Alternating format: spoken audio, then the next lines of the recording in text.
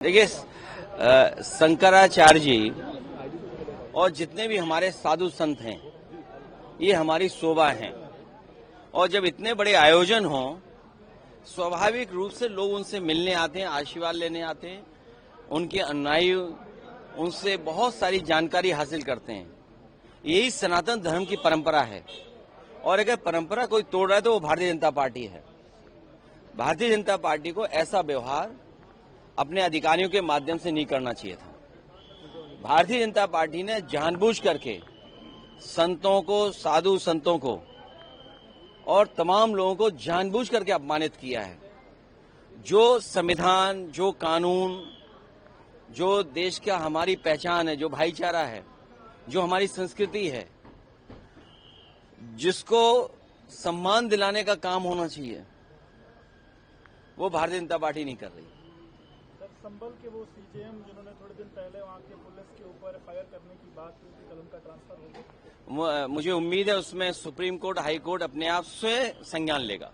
Sir, लेकिन supreme court और high court स्वयं संज्ञान लेगा। और मैं समझता हूँ देश के जितने भी बुद्धिजीवी लोग हैं और जो जजेस लोग हैं, वो स्वयं संज्ञान इस बात को लेंगे। ये हमारे और आपकी चर्चा की बात नहीं है। सर, लेकिन शंकराचार्य जी का जो मामला था, अभी माता प्रसाद पांडे जी भी पहुंचे हुए, लेकिन अब उनको कभी नोटिस दिया जा रहा है, कभी शंकराचार्य टाइटल पे सवाल अब खड़े हो रहे हैं। देखिए, तमाम ये उन्हें इनवाइट भी किया गया। देखिए, ये बहुत सिंपल तरीका है बीजेपी का। आप एएनआई हैं, आप एबीपी हैं, ये कोई और चैनल है, ये एक और एजेंसी है। अगर आप भारतीय जनता पार्टी के हिसाब से काम नहीं करोगे तो आपको भी नोटिस मिलेगा, आपके पास ईडी आएगी, आपके पास सीबीआई आएगी। तो ये बहुत सिंपल फार्मूला है, ये कोई नई चीज नहीं है। और फिर किसको अधिकार है? अरे अधिकारियों को अधिकार है कि एक शंकराचार्य जी से पूछें। ये तो सनातन धर्म का सबसे बड़ा अपमान है। एक अधिकारी अगर पूछेगा शंकराचार्य जी के बारे में, आपका सर्टिफिकेट परिचय क्या है, तो इससे बड़ा सनातन धर्म का, इससे बड़ा हमारे साधु संतों का, इससे बड़ा हमारी संस्कृति का, इससे बड़ा हमारे माघ मेला का, इससे बड़ा हमारे हिंदुस्तान का कोई अपमान नहीं हो सकता जो भारतीय जनता पार्टी अपने चापलूस अधिकारियों से करवा रहे हैं।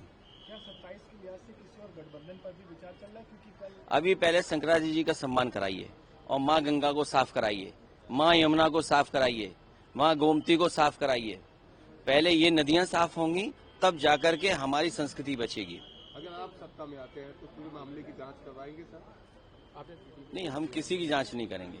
हम लोग जनता की सेवा करेंगे और शंकराचार्य और साधु संतों से हम लोग आशीर्वाद लेकर के जनता की सेवा करेंगे। और कई साधु ऐसे हैं सरकार के हिसाब से चलते हैं। आपसे बेहतर कोई नहीं समझेगा। अपने आर्काइव की वीडियो निकालिए, देखिए। ये सरकार के हिसाब से चलते हैं, वो असली नहीं होते हैं। वो जो सरकारों से टकराते हैं वो सच्चे साधु संत।